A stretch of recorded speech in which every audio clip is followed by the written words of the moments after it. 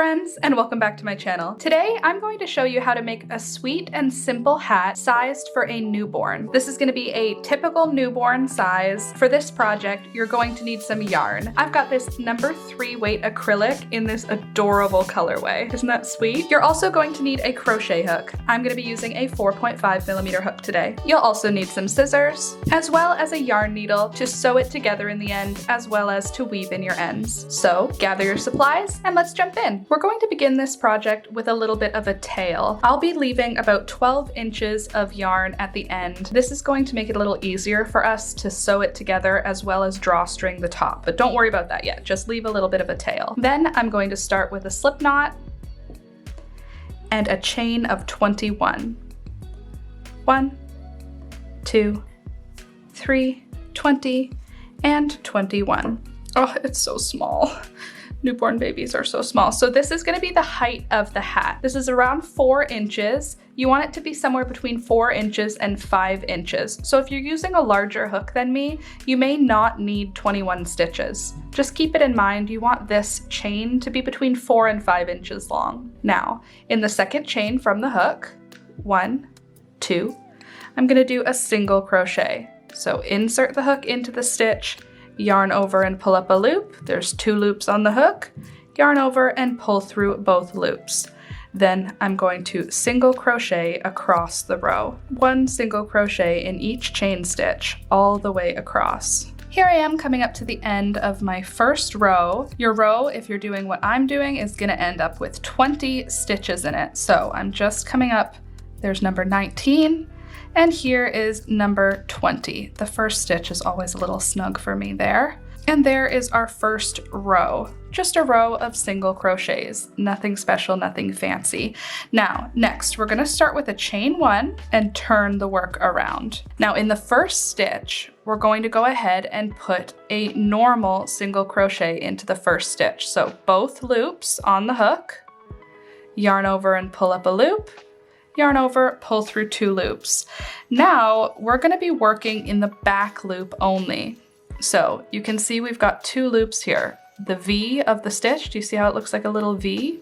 We've got this front loop here, and back here we have a back loop. Front loop, back loop.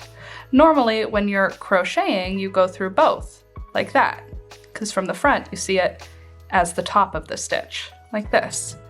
But for this project, we're going to be doing it in the back loop only, just like that. So there's the back loop, yarn over, pull up a loop, yarn over, pull through 2 loops. So we did a normal single crochet for the first stitch, but for the rest of the row, we're gonna do back loop only. Putting it in the first stitch normally is just gonna make it a little easier for us in the end. Single crochet back loops only all the way across. I'll meet you at the end of row number 2 to show you what we're going to do next. Here I am coming up to the end of row number 2. I've done my second last stitch, and now for the last stitch of the row, we're going to put our last single crochet in the back loops only, and we'll finish off with a chain 1 and turn. Now for row number 3, we're going to start the first stitch of the row, and all of the stitches are going to be in the back loops only. So for row number 2, we started with a normal single crochet like this. For row number 3, we're going to start with a back loops only. And then we're going to back loops only single crochet all the way across for row number 3. Now, at the end of the row, the last stitch of the row, we're going to put the single crochet in through both loops, not just the back loop. We're going to do a normal single crochet for the last stitch of the row. For row number 2, it was a normal stitch for the first stitch of the row. For row number 3, it's a normal stitch for the last stitch of the row. Otherwise, we're doing back loops only. I'll zoom to the end of this row to show you what I'm talking about. Here I am at the end of row number 3. I'll put my second last stitch of the row through the back loop only. Now the last stitch of the row, we're gonna put through both loops, and then we'll chain one and turn. Now we're on row number 4. You can see by doing the back loops only, we end up with a nice rib stitch, and having the back loops only on one of the ends makes the rib stitch go all the way to the end. By doing the single crochet normally on the other end though, we end up with a flat side, and that's gonna make it easier for us to do our drawstring method to close up the top of the hat when we're finished. So for row number 4, we're gonna start with a normal single crochet through both loops of the stitch. All even rows from this point on are going to start with a normal single crochet, and then the rest of the row is going to be back loops only. All odd rows will start with back loops only, and then have the last stitch of the row be a normal single crochet. It'll make sense, I promise. Once you get used to it, it makes sense. Another way to kind of keep track of where you're putting your normal single crochet, whenever you're working on the end that the tail's coming out of, you should have a single crochet normally for the first stitch there. Hopefully that makes sense. So I'm going to repeat that for as long as it takes for me to get about 14 inches of fabric. So I'm going to continue this single crochet back loops only,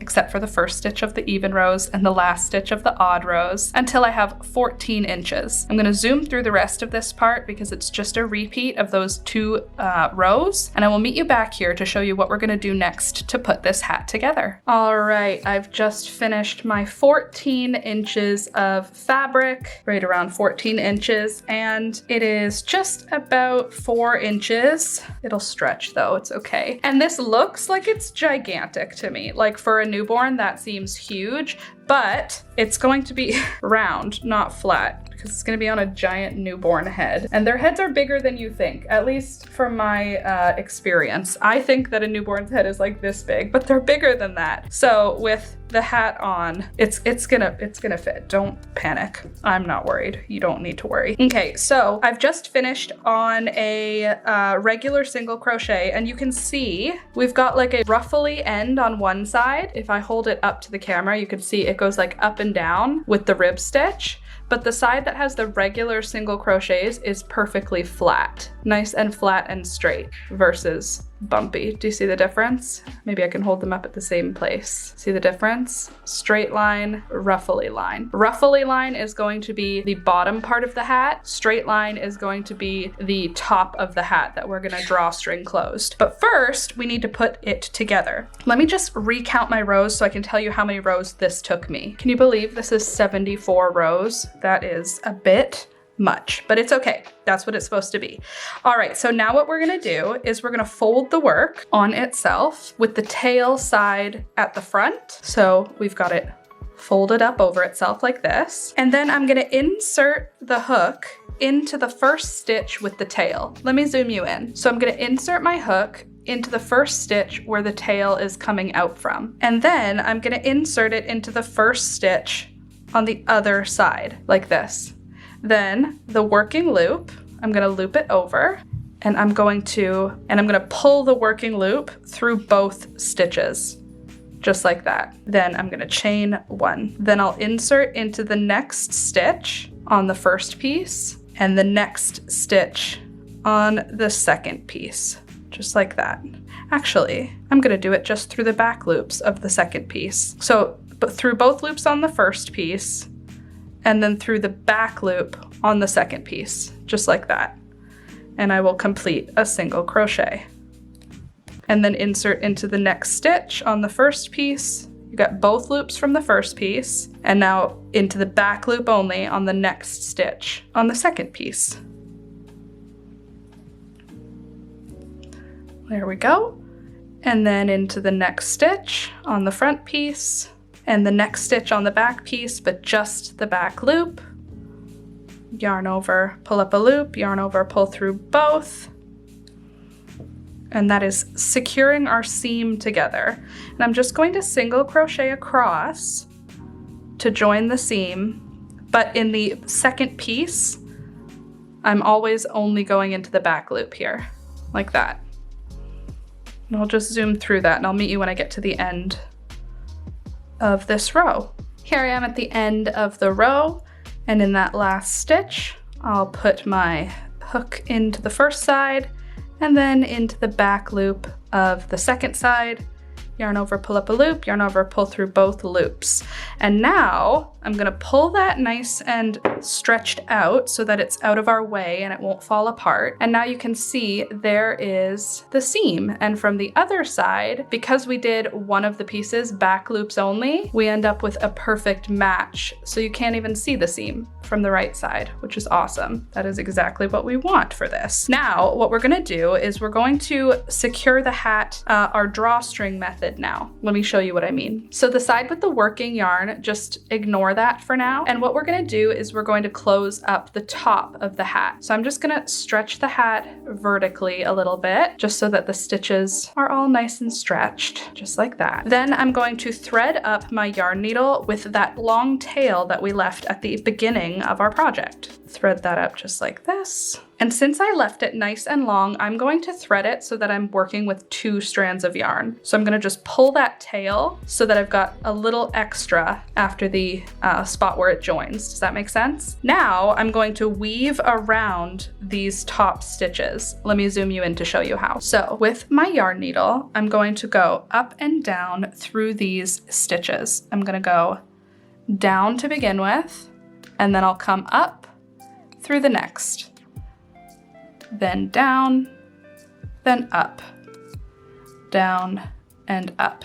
You don't have to do it this way. If this doesn't feel easy for you, you can find another way. But basically, we're just trying to weave this bit of yarn through every single row all the way around. And that's gonna create this drawstring, so that when we pull that yarn through, we can tighten down those stitches to close up the hat. So I'm just going to move my way around the whole hat, and I will meet you when I get to the other side to show you how we're gonna secure it closed. All right, I've made it back to the beginning, and I can tell because I've got this little tail sticking out here. If you didn't leave a tail, you can always put a little stitch marker or tie a little piece of yarn at the beginning of your round so that you know where you are. And then I'll just tuck that one down and have it come up so that it's coming up where that little tail is.